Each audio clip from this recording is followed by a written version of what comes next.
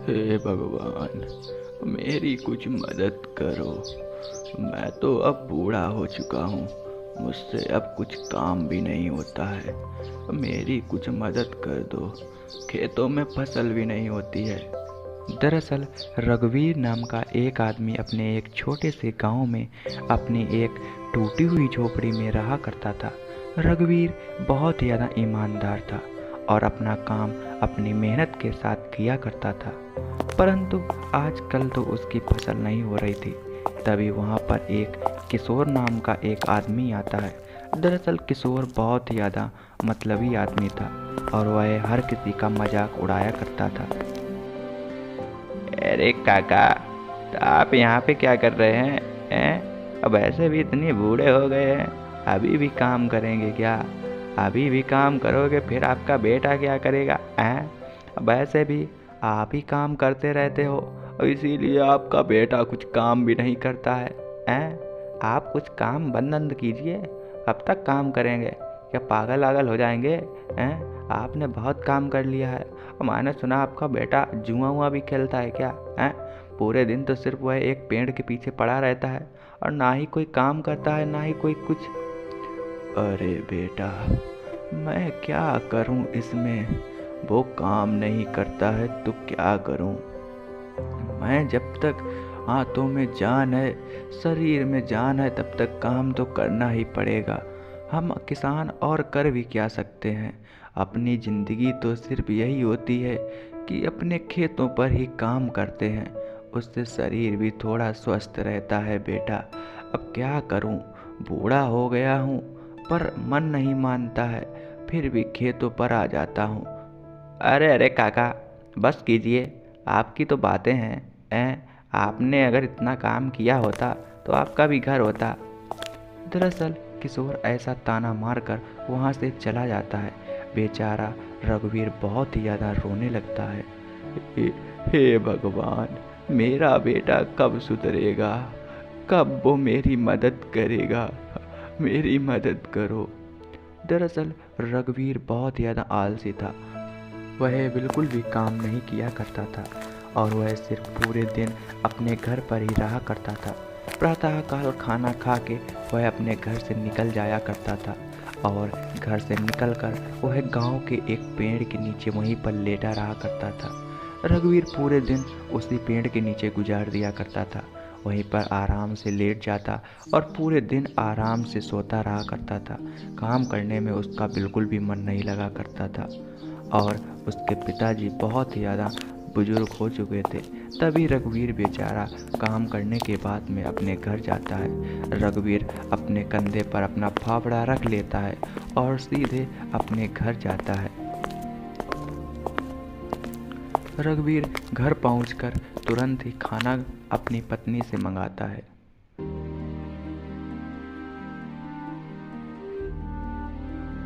रघुवीर पूरे दिन की मेहनत के साथ आज बहुत ज़्यादा थक चुका था, जिस कारण रघुवीर आज बहुत ज़्यादा परेशान भी था। अरे भगवान, कुछ खाना हो ले आओ। बहुत ज़ोरों से भूख लगी है। मैं तो पूरा दिन हो गया हूँ काम कर रहा हूँ, पर तुमने अपने बेटे को भी खेत पर नहीं भेजा।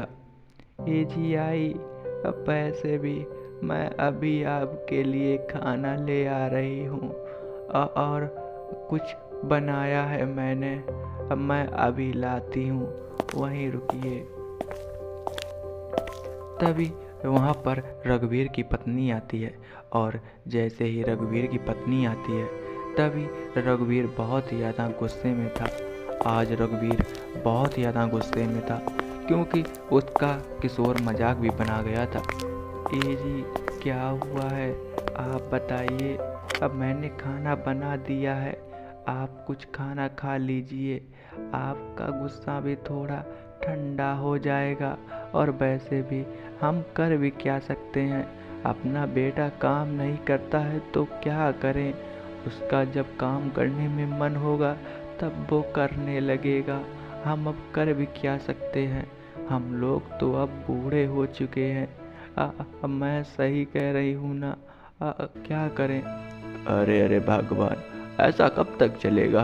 मैं आज उसको ठिकाने लगा के ही रहूँगा। या तो वह आज काम करने लगेगा या तो मैं उसे इस घर से ही निकाल दूँगा।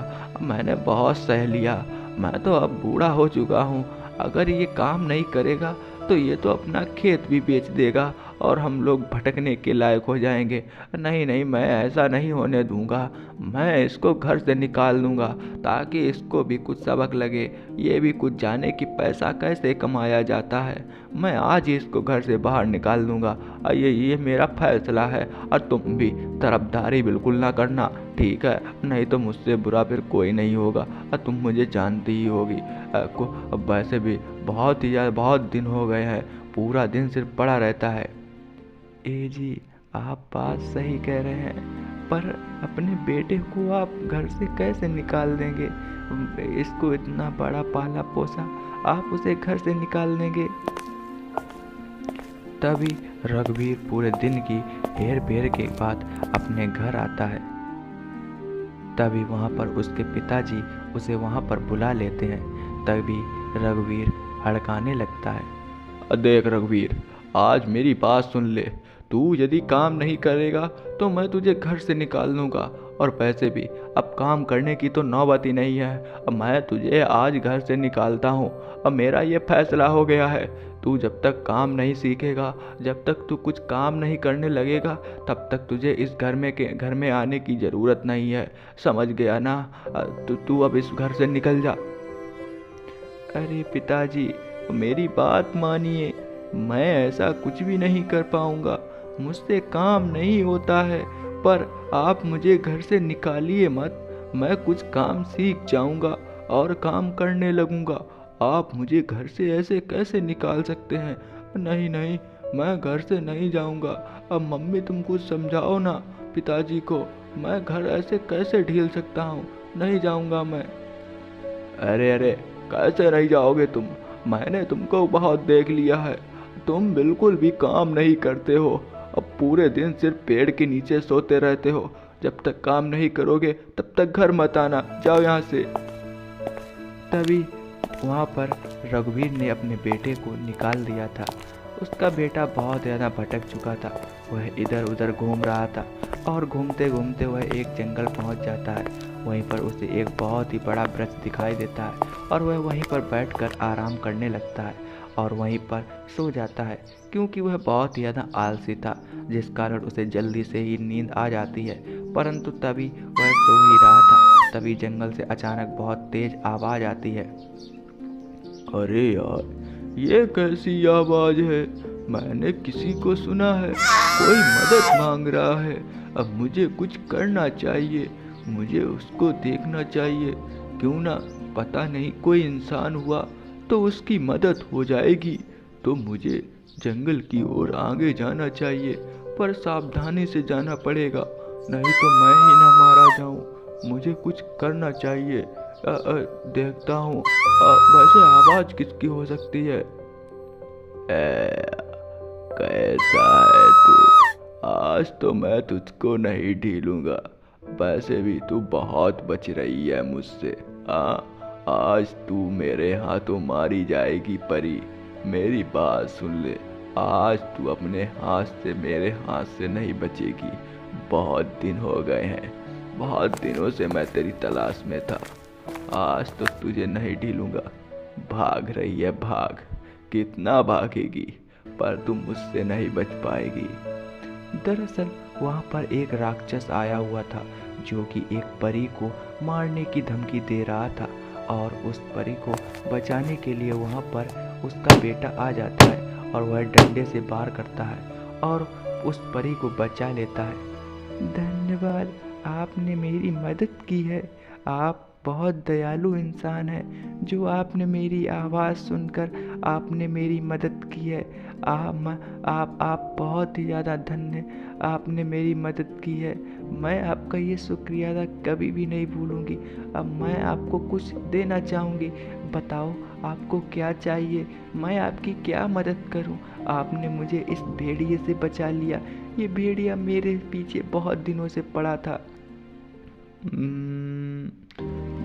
मैं क्या मांगू? वैसे मेरे तो कुछ समझ में भी नहीं आ रहा है। क्या मांगूं क्या मांगूं क्या मांगूं क्या मांगूं, कुछ समझ में भी नहीं आ रहा है। पिताजी क्या कह रहे थे? ऐसा कीजिए, आप मुझे कुछ ऐसा चीज़ दीजिए जिससे मेरी फसल अच्छी हो जाए। मेरे खेत में फसल नहीं होती है, तो आप कुछ ऐसा दे दीजिए जिससे कि मैं फसल करूं और वह फसल काफ़ी अच्छी हो और महंगे दामों में जाए। हाँ, क्यों नहीं, मैं आपके लिए एक ऐसा इत्र बनाऊंगी जिससे कि आप उस इत्र को अपने खेत में छिड़क देना। उस दिन से आपके खेत में बहुत ही ज़्यादा अच्छी फसल होने लगेगी और आपकी फसल महंगी भी बिकेगी। मैं अभी जब गायब हो जाऊंगी ना, तो वहाँ पर एक इत्र मिलेगा। तुम उसी इत्र को अपने खेत में ले जाकर वहीं पर छिड़काव कर देना और उसी इत्र के छिड़काव से तुम्हारी फसल एकदम नरम मुलायम हो जाएगी। तभी परी गायब होती है और वहाँ पर एक बहुत ही बढ़िया सा इत्र आ जाता है। अरे यार, ये तो सच में हो गया है। मैं तो मजाक समझ रहा था। मुझे जल्दी से ये खेतों पर ले जाना होगा और इसका छिड़काव करना होगा। तभी रघुवीर उससे छिड़काव भी कर देता है। अरे, मैंने तो इसे छिड़काव भी कर दिया है। अब तो शायद फसल अपनी अच्छी होनी चाहिए, और अगर फसल अच्छी हो गई तो पिताजी मुझे फिर से घर में रख लेंगे। क्यों ना मुझे ये सारी बातें पिताजी को बतानी चाहिए कि अब अपनी फसल काफ़ी अच्छी होगी और महंगे दामों में भी जाएगी। तभी वह यह सारी बातें बताने के लिए अपने घर में जाने लगता है और जल्दी से भागा भागा दौड़ा दौड़ा अपने घर पहुंचता है। पिताजी, मुझे जंगल में एक परी मिली थी जो कि एक भेड़िए से बचाओ बचाओ कर रही थी, क्योंकि वह भेड़िया उसे मारने की धमकी दे रहा था। मैंने उसे बचा लिया। तभी मुझे परी ने एक इत्र दिया था। उसने कहा था कि तुम इसे खेत में छिड़काव करोगे तो तुम्हारी फसल काफ़ी अच्छी होगी। अरे बेटा, क्या तुम बोल रहे हो? लगता है तुम पागल भी हो गए हो। क्या हो गया है तुम्हें? कैसी बहकी बहकी बातें कर रहे हो? ये परी हरी कुछ भी नहीं होती हैं। तुम क्या क्या हो गया है तुमको? तुम मेरे साथ रहा करो और मेरे साथ कुछ काम करो तो तुम्हारा दिमाग भी ठीक हो जाएगा। तुम पागलों जैसी बातें करने लगे हो। कुछ कुछ समझ में भी है तुम्हारे? तुम क्या कह रहे हो? गांव में किसी को कहोगे तो तुमको कोई पागल ही कहेगा। आगे की कहानी देखने के लिए सब्सक्राइब करें और देखते रहें टूंज कहानियाँ। क्या रघुवीर अपनी फसल को अच्छी तरह से उगा पाएगा? यही देखने के लिए सब्सक्राइब करें और पार्ट 2 कमेंट